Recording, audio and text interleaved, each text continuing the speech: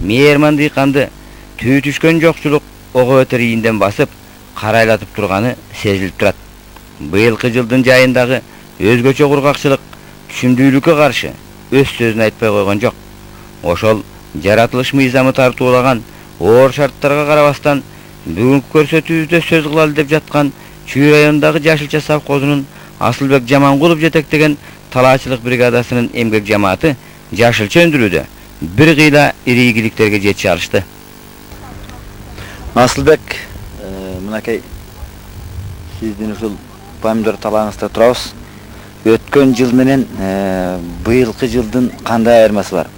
Эмне өзгөчөлүктөр болду? Эми быйылкы жыл былтыркыга караганда оор болуп турат. Былтыр болсо баягы мурунку запастарыбыз бар эле, күйүүчү майдан запас бар эле. Күйүүчү майдан запасыбыз бар эле, бензинден запасыбыз бар эле. Быйыл көп мындай быйылкыда кыйынчылыкты көргөн эмеспиз. Быйыл болсо жер семиртки иштери жок. Сепкенде удобрение жок септик. Баягы кошумча азыктандыруу болгон жок. Анан аба ырайынын баягы кааттыгына жараша помидордун чыгышы да кечеңдеп чыкты. Өткүн жаап катуу сел жүрүп, жер корко болуп, чыгыш оор болуп, баягы сугарып ийип, Эмгекти көп талап кылды да. Эмгекти көп талап кылды. Ошонун негизинде быйыл оор болуп турат. Оор болуп турат. Асылбек эми мынакей быйыл түшүм кандай болчу да? Мындай бир ошондон бир маалымат берсиң. Эми былтыркыга караганда түшүм баягы чындыгында кичине начарыраак болуп турат. Жанагы айтып кетпедимби? Баягы удобрениянын жоктугунан кечеңдеп чыгышынын негизинде помидордун баягы азыркы былтыркы убакка караганда быйыл кичине начарыраак. Ошондой болгондо дагы ушу аба ырайы кичине токтоп турса чыгып кетебиз деген ойдо. Суук болбой. Эми мына быйыл 5 гектар жерге бадыраң айдаган экенсиңер. Анан ушуну консерва заводуна 1 килограмм өткөргөн жок дейт. Мунун баары талаада калды дейт. Эмгеги текке кетти деп эле айтып атат. Себеби эмне бул? Эми бул жерде биздин рабочуларга рахмат. Баягы отот чөптөрдөн убагында таза чаап, ошо 5 гектарды жакшылап асырап өстүрдүк эле. Удобрениянын жоктугуна карабастан баягы өстүргөнбүз. Түшүм абдан жакшы болгон. Жакшы болуп, ошо тере келгенде алуучу жери жок, албай койду. Консервный завод албай койду, торговля албай койду, соода тармактары албай коюп, ошол бадыраң кыскасы терилбей калды. Эми сиздин эле талааңызда 5 гектар экен. Жалпы мына өрөки чарба боюнча канча гектар бадыраң айдалды? Эми чарба боюнча 20 гектар бадыраң айдаганбыз. Бардыгы. Ушу 5 бригада бар эле, 5 бригададан 4-өбүз айдаганбыз. 4 бригада айдаганбыз. 5 гектардан 20 гектар айдаганбыз. Ошо 20 гектар полностью эле жарага калды. Ошол эле бойдон калды. Эчтик өткөрө албай калдык. Мына өрөки 1 гектар бадыраңдан канча түшүм алынат? Эми 120 центнерден айланган. Былтыр абдан жакшы, завод жакшы алды эле былтыр. Былтыр ошондо жалпы жонунан эсептеп келгенде былтыр деле 5 гектар айдаганбыз. Ошо 5 гектардан 180 центнерден бадыраң алганбыз. Акчасы канча болду? Акчасы дагы эми азыр эсептегенде килосын 1 сомдон башаага айланган. 180 миң ошондо 1 сомдон болгондо дагы 180 миң сом менен бригаданын эзебине түштү эле. Быйыл болсо анын бири жок. Ар бир гектарынан түшкөн да? Ар бир гектарынан. Быйыл болсо жана айтып кетпедимби? Тыйын да түшкөн жок. Эчтеке эметилген жок. Ошо кийинки 1-2 жолу теребей кылдык. Ошондо 3 тоннадан 2 жолу тергенде 6 тонна бадыраңды жерге төктүк. Токмокко тарттык, завод калпардык алуучу Убара болуп келип баягы тракторду ар бери айдап убара кылдык дагы, алып келип туруп төктүгөн бадыраң мындай күлтөрөштө көпкө чыдабайт. Бир күн жүрдүк, эртеси күнү алып бардык, албайт, анан төгүп аргасыз болдук. Аргасыз болдуңар. Эми мына өрөки эл эмгекчилер негизинен чечет да бардык жанагы проблеманы, маселенин баарын ушул эл чечет эмес. Анан ушулардын 1 жылдан бери айлык албай жатышынын себеби эмнеде?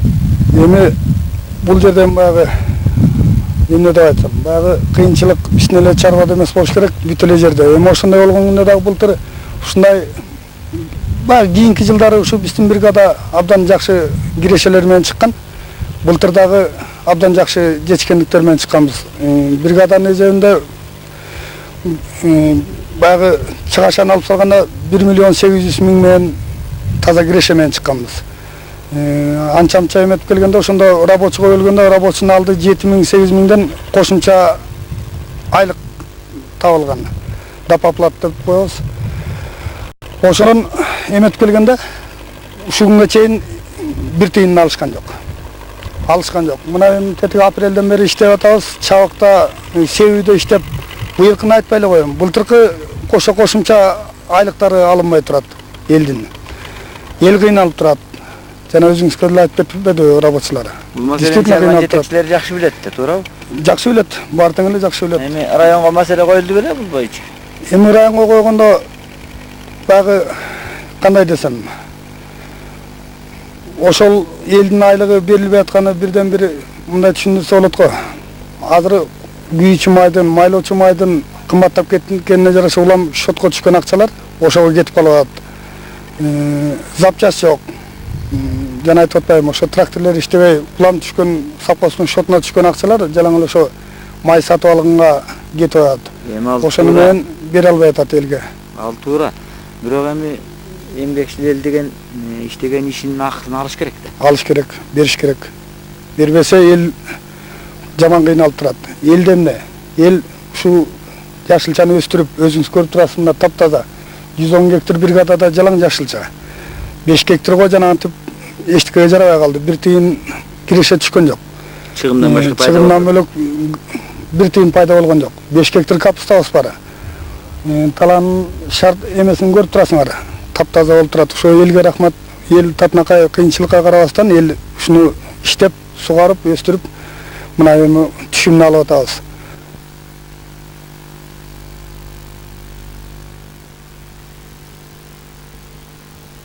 Бадыраң кандай болду быйыл?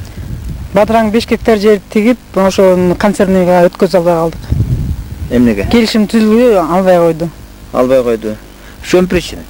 Почему не приняли? Потому что на концертном не было дизельного масла, вот у них топлива не было. Так они объясняют. С концертного завода. А вот как? Не знаем даже. Никто об этом не говорит, не знаем. Весь труд наш пропал. Рас. Алар быйыл мындан да жогорку көрсөтүштөргө жетише алышмак. Ойлогон ойду кыстаган турмуш жеңет дегендей 5 гектар жерге айдаган бадыраң өсүмдүгүн Токмоктогу консерва жасоочу Актилек акционердик коому жыл башында түзүлгөн келишимди бузуп, ар кандай шылтоолордун негизинде кабыл албай койгондугуна байланыштуу өстүрүлгөн бадыраң талаада чирип жок болгон.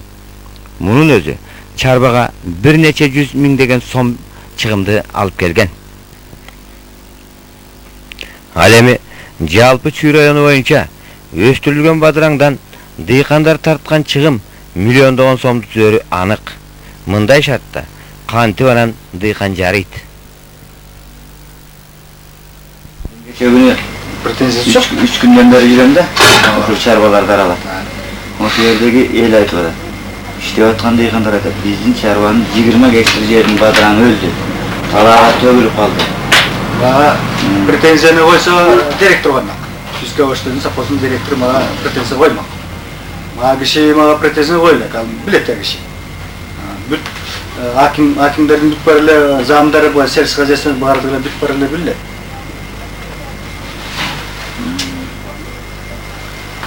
Сиз эмеге телевидение тартпаңыз? Тартып атат. Жок. Эмне тартып? Ойлойсуз да. Быйыл дыйкандарга каршы диверсия уюштурду деп атат. Жок. Диверсия болгондо диверсия деген азыркы убакта диверсия деген ал жок. Диверсия деген. Диверсиянын алды жок. Бүгүнкү убакта просто эметкенде болбойт. Маселени акимчиликке койдуңар беле? Маселе акимчиликке бар коюлуп. Маселе эмне да? Аким киши бул вопросту мен чечишим керек. Производствочу. Раз производство болгондон кийин аким эле мага чечип бермек беле. сезон өтүп атса, руководитель болгондон кийин элдин эмгеги өлүп атат да. Элдин эмгеги кандай? Түшүнүп атам. Ошо бадыраңды мен алсам кайра жакшы эле да мага. Кайра ошо бадыраңды крестьянский хозяйстволор, фермерский хозяйстволор тапшыр кайра мага жакшы да. Негизи вообще жакшы да. Ооба. Ал мен ал тиги кайра ошо сырыйы жок мына көрбөйсүзбү? Кайра ошо тапшырып турса мага кайра жакшы эле. Эми эл айтат да, биз талаага төктүк дейт, ушул консерва завод иштебей коюп мезгилде. Келишимибиз бар эле. Бирок иштеген жок. Консерва завод талаага төгүп таштадык. Консерва заводтун Эмгегибиз муну ким төлөйт, кайсы сотко барабыз деп жүрчүк. Тем более келишимиңерди кандай эле? Крестьянский хозяйстволорго келишибиз көбүбүз деле жок. Овощной менен кандай эле келишим? Чүскө овощной менен бар. А чүскө овощной бүт мындай претензия жок. Урматтуу Токчоро Албаевич, калк айтсак калп айтпайт дегендей, биз сиздин мойнуңузга ар кандай асылып, артыңыздан түскөн жерибиз жок. Бул көрүнүш турмуш фактысы.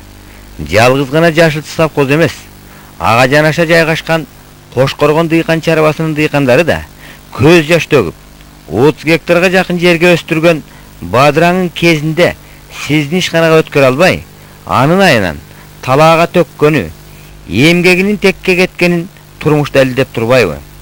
Аны кантип мойнуңузга албайсыз? Анан дыйкандардын убал сообун сизден сурабаганда кимден сурайбыз? Быйыл жалаң ушул консерва заводунун айынан дейт, жалаң овощной совхоз, Жашылчы совхоз, чүйдөгү Жашылчы совхозу 20 гектар жердин бадыраңын ыргытууга туура келди дейт. Муну кандай түшүнсөк болот? Биринчиден жана айтып кеттим, бизде жана эме маселеси жок. Бизде 2 завод бар. Акционерлик коом 2 заводдон түзүлгөн. Биринчи завод, экинчи завод. Анан баягы акчанын айынан акча каражат жок. Күйүүчү май жана мазут, биринчи заводко мазут түшпөй калды. Ошондуктан ал заводду жабышка туура келип калды. Бүгүнкү күндө экинчи заводдо айрызы бирден котельныйнын газ менен жагып пар алып атабыз, пар түрүндө. Ошо жана айтып кеттим, ушу газ жагы чечилбей калды. Ошол маалда Өзбекстан менен эме Кыргызстандын ортосунда эмелер болуп калды, газды бизге полностью жаап койду да. Жаап койду. Анан эми мына Кошкоргон дыйкан чарбасынын эли быйыл абдан катуу кыйналдык дейт. Жайы менен ушинтип аптаптуу ысыкта чаап, ото өстүрүп алсак, консерва заводу иштебей, эмгегибиз талаага кетти. Анан эми келишимиңер кандай? Муну ким төлөп берет, ким жооптуу болот? Дыйкан чарбалар менен башталышында негизи бизде деле күтүү бар. Эми бул дагы кайрада келсек баягы акча жагы. Биз былтыркы 93-жылкы эмени сырьёго акчасын төлөй элебиз. Эми баардыгына тең консерва берип атабыз. Консерва келишимге дагы алдын ала айтканбыз эмеде консерва беребиз. Чыгарган продукцияны любой түрүн, жалаң эле ушул бадыраң эмес, помидор эмес, башка. Булардын жанагы дооматы эле бадыраңыбыз талаада калды дейт. Келишим түзгөнүбүз менен аны аткарган жок деген эмени коюп атат. Мындайда кандай болуш керек? Ар бир таштык коюш керекпи же кандай болуш керек? Мен азыр сиздерге түшүндүрүп берейин. Биз ушул газ жок болуп калып, иштебей калган себепте базар келишимде базар баасы менен деп келишим кылганбыз да. Ар бир дыйкан чарбада колхоз совхоздун договорлорунда бир пункт бар, ошондо акча жагында караганда баягы эсеп кысап кылганда базар баасы менен деп ошол намамен ошол күндүн базар баасында бадыраң канча турса, ошол баанын акчасы менен эсеп кысап кылабыз деп келишимге кол коюлган болчу. Эми бу жерде моундай болуп атат. Баягы консервный завод иштебеген соң бүт дыйкан чарбалардын баары, колхоз совхоздун баары, мына өзүнүн огороддору бар эмелер. Бүт баары тең базарга барып, бадыраңдын баасы абдан ылдыйлап кетти. Ошондуктан биз справка алганда 20 тыйындан болуп калды да. Эгер мындай карап турсак, бул 20 тыйын наличка менен тигилер өткөрүп атты, өткөргөндөр айла жок жанагы транспорт күйүүчү майын актабаган мен бизге алып келишкен. Анан бизге баягы справканы алганда 20 тыйындан болду, бирок кийин 2 күндөн кийин өзүбүз карап дагы базар баасынан тышкары да коштук өзүбүз 35 тыйындан алып аттык. 35 тыйындан өзүнүн аркысын койдук да, ошо менен кийин элдер тапшыра башташты. Ата биринчи экинчи күн Бадыраң күйүүчү майды иштеген эмгек тактабай калып, эл büyük кетти. Себеби дегенде берден баягы рынок деп коет, рынок мынакей завод, мына Глейген завод иштебей калган себеби жакта конкуренция көп болуп калды. Бүт эле базардын тегерегинин баары Бадыраң болуп кеткен. Анан биз дагы ошол маалда жана газ менен чечилбей кийин Элге карата дейт, мына орайгы дыйкандарга карата консерва заводунун жетекчилери тарабынан диверсия уюштурулду деп атат. Эми аны бизге эч кандай эме жок. Например, бизде да эл бар, 500 киши бар бизде. Ошол 500 кишиге баарына тең акча бериш керек. Тамак самагын бериш керек, эме кылыш керек. Эми акча бере албасак дагы ошол акчага бартер кылып, унсун тиякпай калыш керек. Бизге диверсия дегенде кандай, просто билбейм мен. Любой адам заводду өткөргөнүбүз, комиссия келип алып кеткен. Өзүнчө республиканский комиссия бар берде. Тамак аш концернинен түзүлгөн республиканский профсоюздардын эме жагынан комиссия, ошолор келип заводду ишке өттү деген баа беришип, укук берип кеткенден биз жана газ жогунан эле туруп калдык. Бизде эле баарына тең ар бирөөнү мына заготовительдер бар, кулактандыруу берип завод иштей баштады деп. Бир гана себеп ушу мына эки эме баягы бир басар биз иштегенден алып пара алып атканда бир басар тапшырбай коюшту. Эми мен буларды билип атам, эмне деп диверсия. Мен кайрадан айтып атам, жана рынок закон башталышында кээбиркилер баягы түшүнбөй калганбы, булар ойлоп атты, баягы тапшырабыз, эртең акчасын алабыз деп. Бирок биз башталышында да айтканбыз, акча жагы бизде начар. Акча азыр эч кимде жок. Мына Токмокто канча пош мясокомбинат биз азыр өзүнчө бир эмеге кирдик, госагентство по ликвидации, приватизация деп коет экен, ошол комиссияга кирдик. Эгерде быйыл убыточный иштебей ушу консервалардын наркы былтыркыдай болбой, элдин эмесине карата нормальный болуп кетсе, мындай бир калыс сөзгө келели эле. Мына 1 кил помидорду азыр канча тыйындан алып атасыңыз? 1 кил помидорду азыр 50 тыйындан алып атабыз. Ал эми 1 кил томатты канчадан сатасыңыз? 1 кил томатты муну калькуляция түзүлөт, ушу муну сырьёнун эмесине карата. Калькуляцияда муну бизди жеп аткан пар менен энергия болот. Ушу парды биз бүгүнкү күндө эсеп кысап кылганда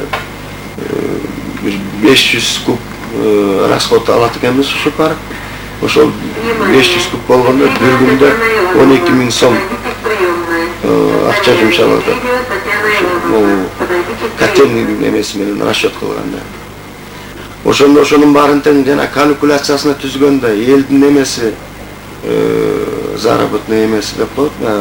Общий калькуляция чыкканда бүгүнкү күндө томаттыкы 8 сом 50 тыйындан болот 1 килограмм. Уже чисто томат. Дүкөндө 19 сомдон кетет. Дүкөндө 19 сом болгондо бул дүкөндөрдүкүн билбейм. Рас. Замир Сулаймановдун сөзүнөн улам. Дыйкандар менен ишканалардын ортосунда өзгөчө баа саясатында асман жердей айырма болуп, карагылдык как жарган калыстыктын жоктугу түгөл туюлат. Бүгүнкү көрсөтүүбүз Жашылча совхозунун Асылбек Жамангулов жетектеген бригадасынын жамааты туурасында болуп жаткан соң, Асылбек жөнүндө бир окуос сөз айта кетсек туура болчудай. Эмгекчил эне мээримин оозанган Асылбек Жамал апанын айткандарын угуп, айыл жериндеги түйшүккө батып чоңойду.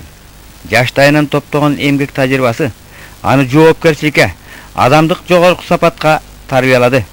Андай асыл сапаттарга ээ болуп, эл оозуна алынган Асылбек ишти уюштура билип, быйылкы оор шарттан чыгып, жашылча өндүрүү боюнча планын ашыгы менен аткарып, эл алдында бүгүн анын жүзү жарык.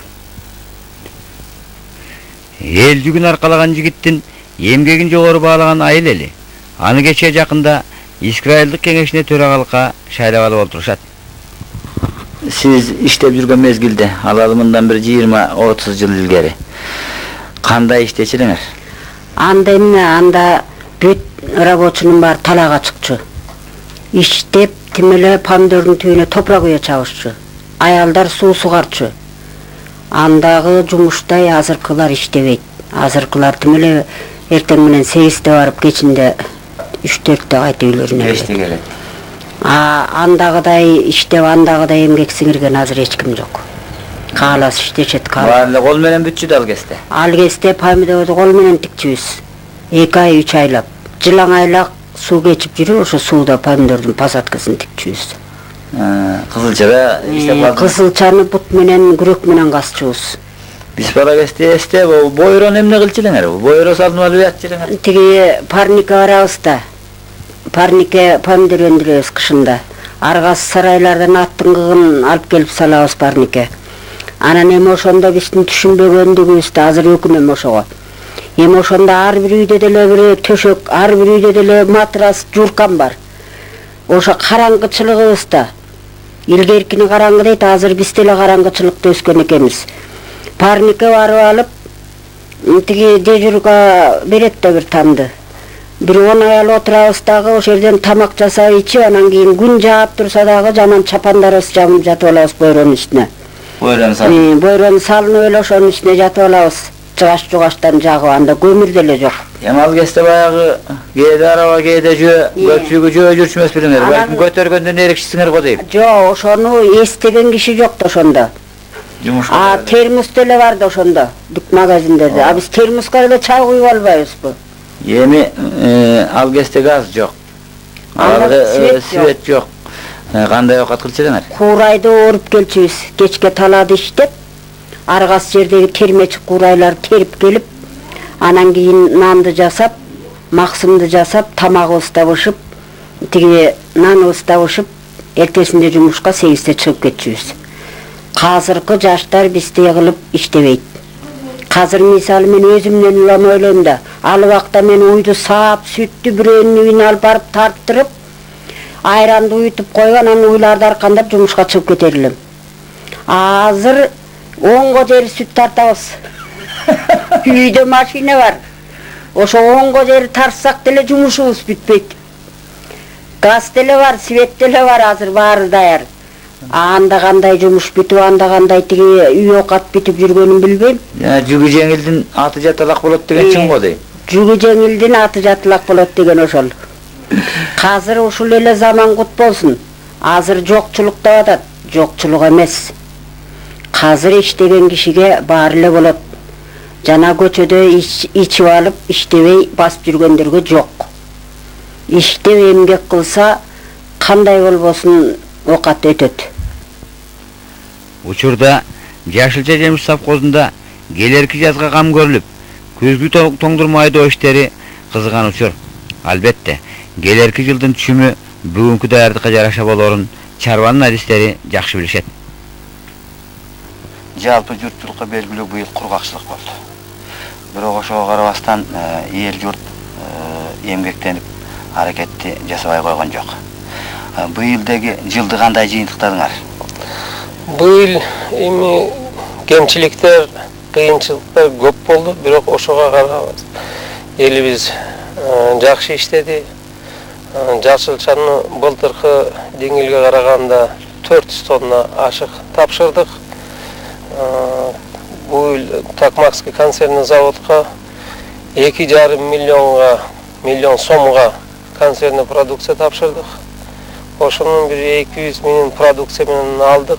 Калган пока 2 миллион 300 миң сомго продукция тапшырдык. Акчасын алган жокпуз ошол убакта чейин.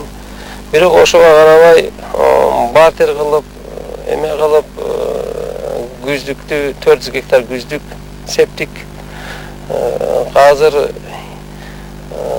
тондурманы бүтүрүп атабыз. Айдап атабыз. Ошону бүтүрүп атабыз. 400 гектар эмки жылы жашылча себебиз. Ошо 5 бригада болот. 4 бригаданын айдоосун бүттүк. Дагы 1 бригадабыз калды. Ошондо аракет кылып, Кудай буйрса бүтүрөбүз. Мына быйыл бадыраң айдадыңар эле. Ушул бадыраң кандай болду деги? Жерлерде, көпчүлүк жерлерде ушул өтпөй калды деп Ош районунда. Сиздерде кандай болду?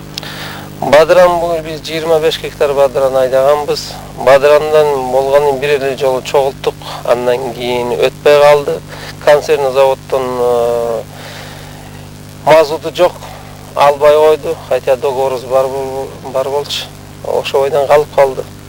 Алынбай калды. Бул жагынан кыйын эле болгон экен. Кыйын эле болду. Туура. Эми мына албетте, мына тоңдурманы айдоо, жерди иштетүү деген оңойго турбайт. Ага бир кыйда чыгымдар жумшалат. Ал азыр күйүүчү, майлоочу май багытында кандай болуп атат?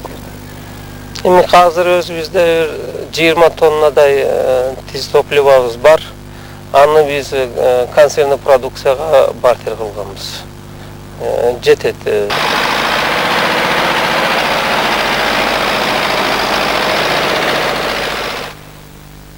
Егор Федорович, когда вы начали пахать? Да, мы начали пахать, как начали освобождаться поля от культур, так и начали пахать. Ну, пахота идет пока нормально. Сейчас особенности задействовали все марки тракторов, начиная от МТЗ, ДТ-75, Т-150, вот наяву сейчас все марки тракторов у нас пашут. И какое условие поставлено для механизаторов? Ну, для механизаторов мы сейчас не скупимся. Все поставили им, все условия создали. Горячее питание, мясо даем, кормим, возим их, привозим, меняем смены. Все делаем на поле, поэтому производительность сейчас хорошая. Где-то на каждый трактор у нас приходится где-то 8-10 гектаров. Норма это, да? Это не норма. Норма на каждый трактор отдельно, например, на Белоруса 2,5, на ДТ-75 4, на Т-150 гектар. Ну, в среднем 8-10 гектар мы пашем на каждую единицу трактора. И вот за норму как оплачиваете? Мы оплачиваем сейчас повышенную норму. Платим 12 сомов, 16 инов, за норму платим. Это хорошая плата. Также даем натуроплаты 2 килограмма за каждый спаханный гектар. Чтобы заинтересовать, использовать вот эти погожие дни все, делаем все, чтобы ускорить пахоту. Көрсөтүүбүздү жыйынтыктап жатып, Чүй районундагы Жашылчы совхозунун жалпы жамаатына эмгектеги ири ийгиликтерди каалайбыз.